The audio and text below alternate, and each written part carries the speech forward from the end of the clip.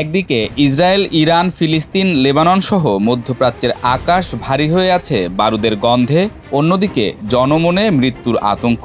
এরই মাঝে মস্কোতে ২৬ মার্চের সম্মেলনে ভ্লাদিমির পুতিন যে সতর্কবার্তা দিলেন সেটি সরাসরি শুনলে মনে হয় সাধারণ উদ্বেগ, কিন্তু আসলে এই বক্তব্য অনেক বেশি হিসেবি, অনেক বেশি রাজনৈতিক।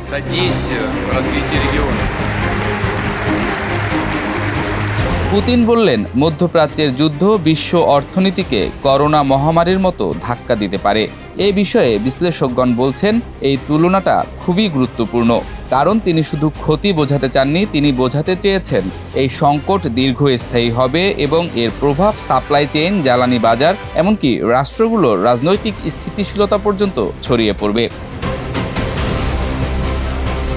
যুক্তরাষ্ট্র ইসরায়েলের যৌথ অপারেশনে এ পর্যন্ত ইরানের অন্তত ২৬টি প্রদেশে বিমান হামলা চালানো হয়েছে। লক্ষ্য একটাই, ইরানের ক্ষেপণাস্ত্র, ড্রোন ও সামরিক কমান্ড কাঠামো ধ্বংস করা। কিন্তু এই হামলার মধ্যেও একটি জিনিস স্পষ্ট, এটি দ্রুত শেষ করার যুদ্ধ না, বরং ধাপে ধাপে ইরানকে দুর্বল করার একটি দীর্ঘমেয়াদী কৌশল। কিন্তু ইরানও একের পর এক সামনে আনছে বিধ্বংসী সব ক্ষেপণাস্ত্র। ইরান সরাসরি বড় আঘাত না করে হরমুজ প্রণালী নিয়ন্ত্রণ করছে। পুতিন জানেন এই রুট অস্থির হয়ে গেলে যুদ্ধ শুধু সামরিক থাকে না, এটি সরাসরি বিশ্ব অর্থনীতির ওপর আঘাত হয়ে দাঁড়ায়। আর এই যুদ্ধ যত দীর্ঘ হবে, তেলের দাম তত বাড়বে। এই পরিস্থিতিতে ইউরোপের যে সকল দেশ ইতোমধ্যেই রাশিয়ার গ্যাসের ক্রেতা হিসেবে অনেকটাই বিচ্ছিন্ন, তারা আবারও জ্বালানি সংকটে পড়বে।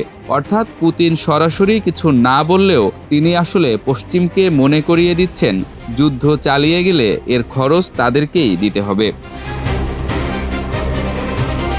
বিশেষজ্ঞরা বলছেন, কৌশলগত কারণে পুতিন কোথাও সরাসরি ইরানের পক্ষে কথা বলেননি, কিন্তু তিনি পুরো আলোচনাকে অর্থনীতি ও বৈশ্বিক স্থিতিশীলতার দিকে টেনে নিয়েছেন। এটি রাশিয়ার কৌশল, নিজেকে সরাসরি যুদ্ধে না জড়িয়ে কিন্তু পরিস্থিতিকে এমনভাবে ফ্রেম করা যাতে পশ্চিমা ব্লক চাপের মধ্যে পড়ে। এই যুদ্ধে এখন পর্যন্ত যুক্তরাষ্ট্রের অবস্থানও দ্বৈত। একদিকে তারা ইরানকে আলোচনার প্রস্তাব দিচ্ছে, অন্যদিকে হাজার হাজার টার্গেটে হামলা চালিয়ে ইরানের সামরিক সক্ষমতা ভেঙে দিচ্ছে। এর মানে ওয়াশিংটন যুদ্ধ থামাতে চায়, কিন্তু নিজেদের দেয়া শর্তের সাপেক্ষে। ইসরায়েল ইরানকে শুধু সামরিকভাবে দুর্বল করতে চাইছে না, বরং ইরানের হুমকি পুরোপুরি শেষ করাই নেতানিয়াহুর লক্ষ্য। আর এই জায়গাটাই সবচেয়ে বিপজ্জনক, কারণ এর মানে দাঁড়ায় এই যুদ্ধ দ্রুত থামার সম্ভাবনা কম। বিশ্লেষকদের অনুমান, যুক্তরাষ্ট্র একই সাথে দুই কৌশলে আগাচ্ছে। একদিকে আলোচনার প্রস্তাব দিয়ে আন্তর্জাতিক চাপ কমানোর চেষ্টা, অন্যদিকে ধারাবাহিক সামরিক হামলা চালিয়ে ইরানের সক্ষমতা ভেঙে দেয়া। অর্থাৎ ওয়াশিংটন আসলে যুদ্ধ থামাতে চায়, কিন্তু এমন এক অবস্থায় যেখানে ইরান আর পূর্বের মতো শক্তি নিয়ে টেবিলে বসতে না পারে। ইসরায়েলের অবস্থান এখানে আরও সরাসরি এবং অনেক বেশি ঝুঁকিপূর্ণ। তাদের কৌশল ডিটারেন্স না, বরং এলিমিনেশন।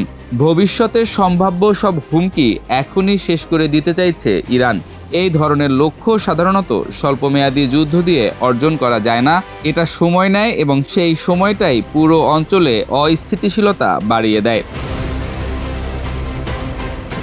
পুতিনের বক্তব্যকে ঘিরে বিশ্লেষকরা বলছেন, এই যুদ্ধ এখন শুধু ইরান বনাম যুক্তরাষ্ট্র, ইসরায়েল না, এটি ধীরে ধীরে এমন এক সংঘাতে রূপ নিচ্ছে যেখানে জ্বালানি, অর্থনীতি আর ভূ রাজনীতি একসাথে জড়িয়ে গেছে। প্রেসিডেন্ট পুতিনের কথার আসল অর্থটা এখানেই, যুদ্ধ যত দীর্ঘ হবে এটি তত বেশি নিয়ন্ত্রণের বাইরে চলে যাবে।